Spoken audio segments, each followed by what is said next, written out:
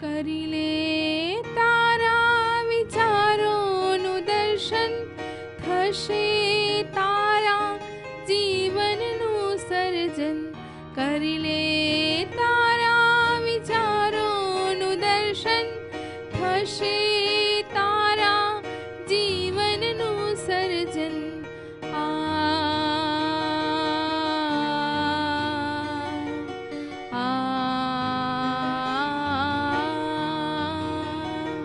જેટલું સકારાત્મક તારું ચિંતન, એટલું જ તારું જીવન નંદનવન.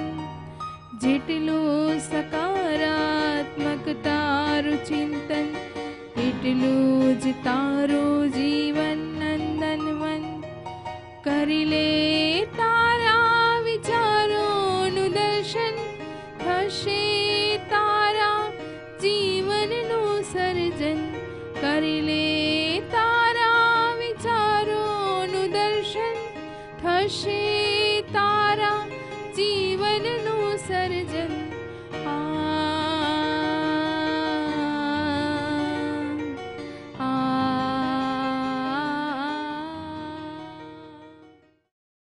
નમસ્તે દર્શકો. સકારાત્મક જીવનશૈલીમાં આપણે જીવનને સકારાત્મક બનાવવા માટે અમુક શક્તિઓની ચર્ચા કરી રહ્યા છીએ, જેમાં આપણે શક્તિઓ જોઈ, જેમ કે સહન શક્તિ, સમાવવાની શક્તિ, નિર્ણય શક્તિ અને પરખ શક્તિ. સાથે સાથે બેનનું કહેવું છે કે ખાલી જીવનમાં આપણે સહન પણ નથી કરવાનું, સાથે સાથે સામનો કરવાની શક્તિની પણ જરૂર છે. તો એ શક્તિ માટે આપણા જીવનની અંદર કયા ગુણો જોઈએ, તો એના માટે ફરીથી આપણે ચર્ચા કરવા સ્ટુડિયોમાં ઉપસ્થિત છે આદરણીય ઉષાબેન. તો આપણે એમનું વેલકમ કરીએ. નમસ્તે ઉષાબેન. આપણે જે શક્તિઓની ચર્ચા કરી રહ્યા છીએ, જે અમારા જીવનમાં અમને ક્યાંક ને ક્યાંક ખૂટતી દેખાય છે, તો જે સામનો કરવાની શક્તિની આપણે ચર્ચા કરી રહ્યા હતા, તો એ સામનો કરવાની શક્તિ માટે અમારા જીવનમાં અમને કયા ગુણો હોવા જોઈએ? આજે કોઈ પણ વસ્તુનો સામનો કરવો હોય આપણે તો નેચરલ છે, એક તો નિર્ભયતા જોઈએ. ઓકે. અને સાહસ જોઈએ. વ્યક્તિની અંદર અગર સાહસ ન હોય, એનો આત્મવિશ્વાસ જ ન હોય, તો એ નાનામાં નાની પરિસ્થિતિનો પણ એ સામનો નથી કરી શકતા, તૂટી જશે અંદરથી જ. એટલા માટે કોઈ પણ પરિસ્થિતિ નાની હોય કે મોટી હોય, વ્યક્તિની પાસે જ્યારે આત્મવિશ્વાસ હોય, વિલ પાવર હોય અને નિર્ભય થઈને આગળ વધે. જેમ આજે એક વ્યક્તિ રસ્તા પર ચાલતો હોય અને એની બાજુમાં કે એની સાથે એક પહેલવાન ચાલી રહ્યો છે, તો એકદમ નિર્ભય થઈ જશે કે મારી સાથે એક પહેલવાન છે, ઓકે, હા, જે મારી રક્ષા કરશે. મને કંઈ પણ અગર આવશે તો એકદમ બે ધડક ચાલે છે. બાળક પણ હશે ને તો પણ એમ થશે ને કે ભાઈ હું નિર્ભય છું, મારી સામે કોઈ પણ વસ્તુ આવશે એ પહેલા આ પહેલવાન એનો સામનો કરી લેશે. તો મનુષ્યની અંદર ડર ક્યારે હોય કે જ્યારે પોતાને એકલો સમજે અને જ્યારે એની અંદર શક્તિ નથી. રાઈટ. તો એને હર પરિસ્થિતિને સામનો કરવાનો બહુ જ કઠિન લાગે. બીજું, એને સામનો કરવા માટે ક્યારે ડર લાગશે? અગર અંદરમાં કોઈ ના કોઈ કામનાઓ છે, ઈચ્છાઓ છે, તૃષ્ણાઓ છે, સ્વાર્થ છે, અને એ સ્વાર્થ યુક્ત થઈને અગર ચાલશે તો નેચરલ છે કે જ્યાં એની સ્વાર્થ પૂર્તિ ન થતી હોય તો ત્યાં આગળ એ પોતાને પાછળ લઈ જશે, એ સામનો કરશે જ નહીં. ઓકે. તો જે માણસે ની અંદર સામનો કરવાની શક્તિ છે, એની પાસે નિર્ભયતા, સાહસનો ગુણ હોવો જોઈએ અને એનાથી જ એ કામનાઓ ઉપર વિજય પ્રાપ્ત કરે. કામના રૂપી જે દુર્જય શત્રુ છે આપણી અંદર, એના ઉપર વિજય પ્રાપ્ત કરે. પણ હમણાંની તો જે આપણે વર્તમાનની સિચ્યુએશન્સ જોઈએ, તો એવી એવી પરિસ્થિતિનો લોકોને સામનો કરવો પડે છે, તો એમાં એ કેવી રીતે કરી શકે? જેમ અત્યારે આપણે જોઈએ છે કે ઘણાના સ્નેહીજનો હોય જે અકાળે મૃત્યુ પામે છે. નેચરલ કુદરતી આપદાઓ જે આવી હોય એમાં અગર હજારો લોકો શરીર છોડે છે, તો એમાં આપણે પ્રકૃતિની આગળ તો આપણે કંઈ ચાલવાનું નથી ને. તો જ્યાં પ્રકૃતિની આગળ આપણું કંઈ ચાલતું જ નથી, તો ત્યાં આગળ આપણે એ જ રીતે પોતાને એક સાંત્વના આપવી પડશે કે ચાલો કદાચ ભગવાનને યા કુદરતને એની પાસે કંઈક ઓર વિશેષ પાઠ હશે જે એના માટે નિશ્ચિત હશે, જે એને ભજવવાનો હશે, અને એના માટે એને એ જ યોગ્ય આત્મા જોઈતી હતી એટલે ગયા.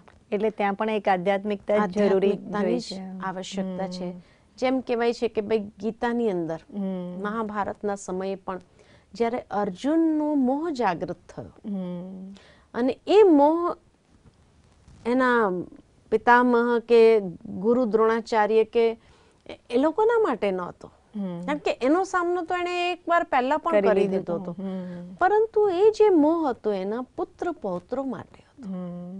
અને ખબર હતી કે આ મહાભારત યુદ્ધની અંદર અમે 5 પાંડવો ખાલી નથી. ભગવાને ગેરંટી લીધી છે અમારા 5 પાંડવોની કે અમને કંઈ ન થાય, પરંતુ અમારા પુત્ર પૌત્રોની ગેરંટી એણે નથી લીધી. એટલે મારા છોકરાઓ પણ આમાં દાવ પર છે. અને એ એમની ક્ષમતા પણ જાણતા હતા કે અગર એને બધા ઘેરી વળશે તો એ એકલા એનો સામનો નહીં કરી શકે. એને ખોવાનો એક ડર. અને આપણે જાણીએ છીએ કે જ્યારે ખરેખર અભિમન્યુનું મૃત્યુ થાય છે ત્યારે એની જે માનસિક સ્થિતિ હતી કેટલી ખરાબ થઈ ગઈ હતી એની. એ જ્યારે નીકળીને ગયો કે મારે હવે યુદ્ધ કરવું જ નથી, મારો છોકરો જ ન રહ્યો તો કોના માટે મારે યુદ્ધ કરવું, ત્યારે પછી એને કહેવામાં આવે છે કે ઠીક છે તું યુદ્ધ નહીં કર, પરંતુ કે ભગવાનને કે તમે એને જીવતો કરી નાખો, કંઈ પણ કરીને એને જીવતો કરો. તો સારું, હું જીવતો કરીશ, પરંતુ એના માટે તું એ ઘરમાંથી ખાવાનું લઈ આવ કે જ્યાં કોઈ શરીર છોડ્યું જ ન થયું હોય, કોઈનું મૃત્યુ થયું જ ન હોય. એ કેટલા નગરોમાં ફરે છે, હરેકના ઘરની અંદર જાય છે કે અહીંયા કોઈનું મૃત્યુ ન થયું હોય, એના ઘરમાંથી મારે ખાવાનું જોઈએ છે, જેથી કરીને યા જળ જોઈએ છે એને પીવડાવવાથી એ જાગૃત થઈ જશે. એને એ રિયલાઇઝ થયું કે સંસારમાં જે એકવાર આવે છે એને જવું તો પડે જ છે. કોઈના ઘરમાં એવું નથી, આજે મારા ઘરમાં પહેલું થયું છે એવું નથી, બધાના ઘરમાં જ આ ઘટના ઘટી જ છે. ત્યારે એને રિયલાઇઝ થાય છે અને ત્યારે એનો મોહ તૂટે છે. ભાવાર્થ એ જ છે કે જીવનની અંદર આ પરિસ્થિતિ હરેકના માટે આવવાની છે, હરેક ઘરની અંદર આવવાની છે, આગળ કે પાછળ. રાઈટ. અકાળે મૃત્યુ કોઈનું થાય છે, કોઈનું પૂરું આયુષ્ય ભોગવીને મૃત્યુ થાય છે, પરંતુ મૃત્યુ તો નિશ્ચિત છે જ. હા, જ્યારે અકાળે મૃત્યુ થાય છે કોઈનું તો આપણને ખૂબ દુઃખ થાય કે હા આપણે એ વખતે, પણ ત્યાં આગળ પણ આપણે પોતાને બેલેન્સ્ડ રાખવાની બહુ જરૂરી છે કે આપણી માનસિક સ્થિતિને આપણે એકદમ એવી ન કરી દઈએ જેથી કરીને વ્યક્તિ યા ડિપ્રેશનમાં ચાલી જાય યા એને સુસાઇડ કમિટ કરવાનો એક વિચાર અંદરથી આવી જાય. નહીં. એટલે જે આ જીવનની અંદર આજે તમે જ્ઞાન કહો છો એની પ્રેક્ટિસ રોજ કરવી જરૂરી છે એના માટે. એ ટાઈમે જો કરવા જઈએ તો પછી કંઈ નથી થાય. એટલે આધ્યાત્મિકતા જેટલી આપણા જીવનની અંદર હશે એટલી આપણે આ રીતેની પરિસ્થિતિ જ્યારે જીવનની અંદર આવે છે અચાનક, એ અચાનક વાળી પરિસ્થિતિઓનો સામનો કરીને આપણે પાર કરી શકીએ. કેમ કે અત્યારે તો એટલું બધું જોવા મળે છે કે જે મેઇન વ્યક્તિ હોય જો એ જ અગર મૃત્યુ પામે છે તો બાકીના લોકો તો બધા હલવાઈ જાય છે, તો એ વખતે એ લોકોની માનસિક જે અસંતુલન થઈ જાય છે માનસિક. બિલકુલ. તો એવા સમયે જો આ લોકો બધા જ અમે લોકો રાજયોગનું પ્રેક્ટિસ કરીએ જીવનની અંદર તો મને લાગે છે કે ક્યાંક ને ક્યાંક માઇન્ડ અમારા સ્ટેબલ થાય. બિલકુલ સ્ટેબલ કરવાની જરૂરત છે. કારણ કે હવે તો સમય એવો આવી રહ્યો છે કે અચાનકના ખેલ ઘણા આપણને જોવા મળશે. રાઈટ.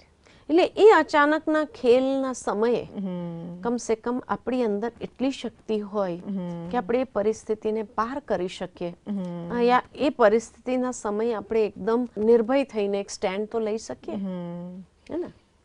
તો એ રીતેની સામનો કરવાની શક્તિ બહુ જરૂરી છે. એટલે પરિસ્થિતિનો સામનો કરવો, ત્યાં સહન કરવા જઈશું તો આપણે ડિપ્રેશનમાં જઈશું. રાઈટ. એટલે ત્યાં સહન નથી કરવાનું, સહન કરવાનું છે વ્યક્તિઓની સામે, સામનો કરવાનો છે પરિસ્થિતિઓની સામે. બહુ સુંદર. ત્યાર પછીને જે ઓર એક શક્તિ આવે છે કે ઘણી વાર આપણને સામનો કરવાની શક્તિ માટે જે પૂરક છે, ઓકે. એ છે સહયોગની શક્તિ. સહયોગ. કે આપણને ઘણીવાર આપણે એકલા સામનો નથી કરી શકતા, પરંતુ આપણને અનેકોનો સહયોગ મળતો હોય. તો સહયોગ ક્યારે મળશે? કે જ્યારે આપણો વ્યવહાર અનેકોની સાથે એટલો સુમધુર હશે ત્યારે. હે ને? સુમધુર વ્યવહાર ન હોય તો પછી આપણે સામનો કરવામાં ઘણીવાર એકલા થઈ જઈએ. અને જ્યાં માણસ એકલો હશે તો એને ડર પણ લાગશે, ભય લાગશે, એ નેગેટિવ થઈ જશે, રિએક્ટિવ થઈ જશે અને કદાચ તૂટી પણ જશે. બરાબર છે. પણ સહયોગ, અનેકોનો સહયોગ આપણને જરૂરી છે. પણ એ સહયોગ ક્યારે મળે? સહયોગમાં પણ એક યોગ શબ્દ આવે છે. ઓકે. હા. કે જેમાં આપણો ઈશ્વર સાથેનો જે યોગ છે, યાની કનેક્શન છે, તો આપણને શક્તિ પ્રાપ્ત થાય છે. એ રીતે સહયોગમાંના જ્યારે આપણો બીજાની સાથે એક સુમધુર સંબંધ છે, કનેક્શન હોય, તો આપણને અનેકોનો સહયોગ મળશે. બીજું, સંસારનો એક નિયમ છે, તમે જે આપશો તે તમને મળશે. ઓકે. આપણે બીજાને સહયોગ આપીએ તો આપણને સહયોગ મળે. બરાબર છે. અગર માણસ સ્વાર્થી બની જાય, પોતાને સહયોગ જોઈએ છે ત્યારે બધા પાસે અપેક્ષા રાખે, જ્યારે સહયોગ આપવાની વાત આવે છે ત્યારે પોતે હાથ ખેંચી લે, તો એ વ્યક્તિને કોઈ દિવસ સહયોગ મળતો નથી. હા, કદાચ કોઈ એક બે વાર એને સહયોગ કરે પણ પછી તો બધા ઓળખી જ જાય. એટલે સહયોગ માટે પણ એવું નથી કે હર વખતે આપણે જ બધાને સહયોગ આપતા જવાનું છે, એવું પણ નથી. બરાબર છે. જ્યાં પ્રેમ હશે, સુમધુરતા રૂપી સંબંધ હશે, ત્યાં જ સમજદારીથી આપણે સહયોગ આપીએ. કેટલો આપવાનો છે, ક્યાં આપવાનો છે, કેવી રીતે આપવાનો છે, રાઈટ, એ પણ સમજદારી જરૂરી છે. સહયોગ આપવું કે લેવું એક દેવતાઈ લક્ષણ છે.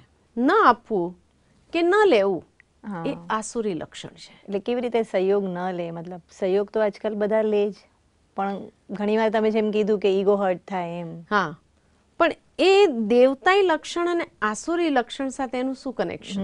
શું છે? તો એ વસ્તુ મને ખૂબ સરસ વાર્તા યાદ આવે છે, કદાચ તમને ખબર પણ હશે, કે એકવાર ઇન્દ્ર રાજાએ દાવત રાખી અને એમાં અસુરો અને દેવતાઓને બધાને ભોજન માટે બોલાવ્યા. અચ્છા. નિમંત્રણ આપ્યું. અસુરોને થયું કે આજે ઇન્દ્ર રાજાએ જે દાવત આપી છે કંઈક ચાલ તો હશે એની. એટલે જેવા એ લોકો ભોજન સમારંભમાં જાય છે તો ત્યાં ગાડી અસુરોએ કહ્યું ઇન્દ્ર રાજાને કે જો આજે અમે છે ને પહેલા પંગતમાં બેસીશું. દર વખતે તમે દેવતાઓને પહેલી પંગતમાં બેસાડો છો, અમે આજે એ લોકોનું જૂઠું ખાવાના નથી કે એનું બચેલું ખાવાના નથી. અમે પહેલા જમીશું અને અમારા પછી એ લોકો જમશે. બરાબર છે. ઇન્દ્ર રાજાએ કીધું નક્કી, ચલો તમે પહેલા ભોજન પર બેસો. પરંતુ એક નિયમ છે, એક રૂલ છે આ ભોજનના માટે. તો કયું હવે શું રૂલ છે? તો કયું ભોજન કરતી વખતે હાથ વાળવા નહીં, હાથ સીધા જ રાખવાને ભોજન કરવું. એટલા માટે એક એવું પાટિયું બાંધી દેવામાં આવશે જેથી કરીને તમે હાથ વાળી ન શકો. એટલે બધાના હાથ બાંધી દીધા. 56 પ્રકારના ભોગ રાખેલા હતા. ખૂબ સરસ ખુશ્બુ આવતી હતી, પરંતુ હવે સીધા હાથે ખાય કેવી રીતે? ત્યારે એ લોકોએ ખૂબ ઉછાળીને ખાવાનું શરૂ કર્યું. મોઢામાં તો કંઈ ગયું નહીં, પરંતુ આખું એ સ્થાન જે હતું એટલું ગંદુ કરી નાખ્યું કે જ્યાં પગ મૂકવાનું પણ આપણે કોઈને મન ન થાય. અને ત્યારે એ લોકોને થયું કે આ ઇન્દ્રની ચાલ હતી કે આપણે ભોજન ન કરી શકીએ, એટલે એણે આવો નિયમ રાખ્યો છે. એટલે ખૂબ ગુસ્સામાં આવીને એ લોકોએ છે તો ત્યાંથી ઉઠી ગયા અને ઇન્દ્રને કહ્યું અમે તને જોઈ લઈશું, તું આવી ચાલ રાખે છે જેથી અમે કરીને ખાઈ જમી જ ન શકીએ. પરંતુ ઇન્દ્ર રાજાએ કીધું કે એ જ નિયમ દેવતાઓ માટે પણ છે કે દેવતાઓનો પણ હાથ સીધા રહેશે અને ભોજન કરવાનું છે. તો કે ભલે અમે જોઈએ કે દેવતાઓ માટે પણ એ જ નિયમ છે કે નથી. એટલે પછી ભોજનના બીજા કક્ષની અંદર દેવતાઓને પણ બેસાડવામાં આવ્યા, 56 પ્રકારના ભોગ રાખેલા હતા, હાથ બાંધી દેવામાં આવ્યા, બધાના સીધા રાખી શકાય એ રીતે. પરંતુ દેવતાઓએ ભરપેટ ભોજન કર્યું, કારણ કે એકબીજાની સામે બેસી ગયા અને એકબીજાને પ્રેમથી ખવડાવતા ગયા. ઓકે, એટલે હાથ સીધા જ રહે. હાથ સીધા રહે અને સીધા રાખીને એકબીજાને ખવડાવતા રહ્યા. તો ભરપેટ ભોજન કર્યું. એટલે એકબીજાને એ લોકોએ પ્રેમથી જે સ્વીકાર કરાવ્યું. અસુરોની અંદર આપસમાં જ એ પ્રેમ ન હતો અને સમજદારી નથી. જ્યાં પ્રેમ નથી ત્યાં સમજદારી નથી. દેવતાઓની અંદર પ્રેમ હતો તો સમજદારી હતી કે કેવી રીતે ભોજન સ્વીકાર કરવું. એટલે કહ્યું સહયોગ આપવું અને લેવું એ દેવતાઈ લક્ષણ છે, અને સહયોગ ન આપવું કે ન લેવું એ આસુરી લક્ષણ છે. અને જ્યાં સુધી મનની અંદર નફરત કે દ્વેષ ભાવના હશે તો આપણે કોઈ દિવસ કોઈને સહયોગ ના આપી શકાય.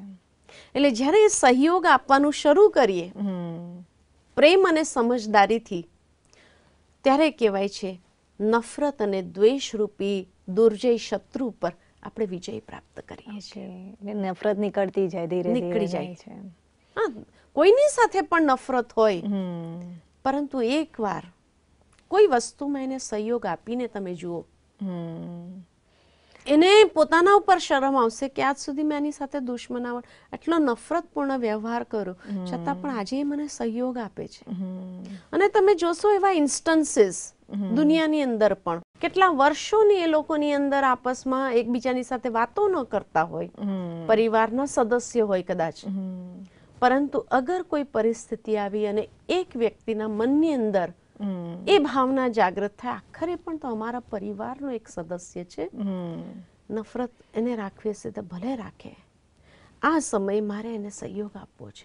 અને જ્યારે એને સહયોગ આપે છે કે એ વ્યક્તિ પીગળી જાય છે, ત્યાં આગળ એની નફરત બધી પીગળી જાય છે. અને ત્યાર પછી ઘણીવાર એને એટલું ડીપ રિયલાઇઝેશન થાય કે એ વ્યક્તિ ત્યાં આવીને ક્ષમા પણ માંગે છે કે આજ સુધી મેં તમને ઓળખ્યા નહીં.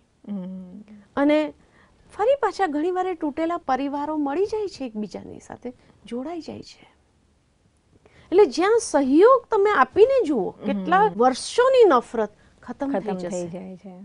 એટલે આજે દુનિયાની અંદર રહેવા માટે સહયોગ જરૂરી છે. ઘણી પરિસ્થિતિઓ આપણી ત્યાં સુલઝી જાય છે કે જ્યાં બસ આપણે ખાલી એક સહયોગ નિસ્વાર્થ ભાવે આપીએ, કોઈ અપેક્ષા સાથે નહીં, નિસ્વાર્થ ભાવે ખાલી આપણે આપીને જોઈએ, બધી નફરત અને દ્વેષ, એટલે કહેવાય છે કે પહાડ જેવી પરિસ્થિતિ પણ ત્યાં રાઈ થઈ જાય, ખતમ થઈ જાય છે. અને સહયોગથી મોટામાં મોટી પરિસ્થિતિનો સામનો કરવો હોય તો એ સહેજતાથી કરી શકાય. મને એ કહેતા પણ ગર્વ થાય છે કે બ્રહ્માકુમારીઝ ઈશ્વરીય વિશ્વવિદ્યાલય પણ આજે એક પરિવારની જેમ એકબીજાના સહયોગથી જ આખું આટલું મહાન કાર્ય ચાલી રહ્યું છે. મારા મનમાં પણ એ પ્રશ્ન ઊભો થઈ જ રહ્યો છે કે આટલું મોટું તમારું જે બ્રહ્માકુમારીઝનું કાર્ય છે તો એ કેવી રીતે ચાલે છે, એ મને ઘણા દિવસથી ક્વેશ્ચન આવે જ છે. સહયોગથી ચાલે છે કે એક પરિવારની ભાવના છે, અને પરિવારની ભાવનાને લઈને જ્યારે ચાલીએ છે તો હર વ્યક્તિ એમ સમજે છે કે મારું કર્તવ્ય છે. જેમ પેલું શાસ્ત્રની અંદર વાત આવી કે મોટામાં મોટો ગોવર્ધન પર્વત ઉઠાડવાનો હતો, ત્યારે શ્રી કૃષ્ણની સાથે બધાએ એક અંગુલીનો સહયોગ આપ્યો, તો એ પહાડ પણ ઉઠી ગયો અને સુરક્ષિત રહ્યા.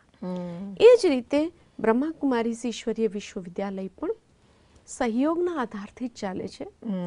આપસની અંદર પણ એ રીતેની પ્રેમ અને સમજદારી હોવાને કારણે આજે વિશ્વમાં આટલી મોટી સંસ્થા છે. આજે લાર્જેસ્ટ લેડીઝ મેનેજ્ડ ઓર્ગેનાઇઝેશન જેને આપણે કહીએ એ રીતે. પરંતુ કોઈ પણ એક કાર્ય હોય તો ત્યાં બધા એકજૂટ થઈ જાય છે અને એ કાર્યને પૂરું કરવા માટે એ પોતાનો તન, મન, ધન, સમય, શ્વાસ, શક્તિ એ બધાનો સહયોગ આપીને એ કાર્ય પૂરું થાય છે. તો ઉષાબેન, તમે અમને બહુ જ સુંદર રીતે આ ગાઈડલાઈન કરી કે જે સહયોગની શક્તિ છે એ અમારા જીવનમાં બહુ જ નેસેસરી છે, કેમ કે સહયોગ વગર તો જીવન એકબીજાનું નકામું જ છે. અને આવી અનેક ચર્ચાઓ લઈને ફરી મળશું. તમે તમારો આટલો સુંદર સમય અમારા માટે કાઢો છો એના માટે તમારો ખૂબ ખૂબ આભાર. ધન્યવાદ. તો દર્શક મિત્રો, તમે જોયું કે એક સુંદર લાઈફસ્ટાઈલ જીવવા માટે જીવનની અંદર સહયોગની શક્તિની પણ જરૂરી છે, કે સહયોગ આપવો અને સહયોગ લેવો એક દેવતાઈ ગુણ છે અને એ ગુણ આપણને કેળવવો જ રહ્યો તો જ આપણે એક સકારાત્મક જીવનશૈલી તરફ આગળ વધી શકશું. આવી અનેક શક્તિઓની ચર્ચા આપણે હજી આગળના એપિસોડમાં કરીશું. માટે તમે બની રહેજો. સમય છે મારે વિદાય લેવાનો. નમસ્તે.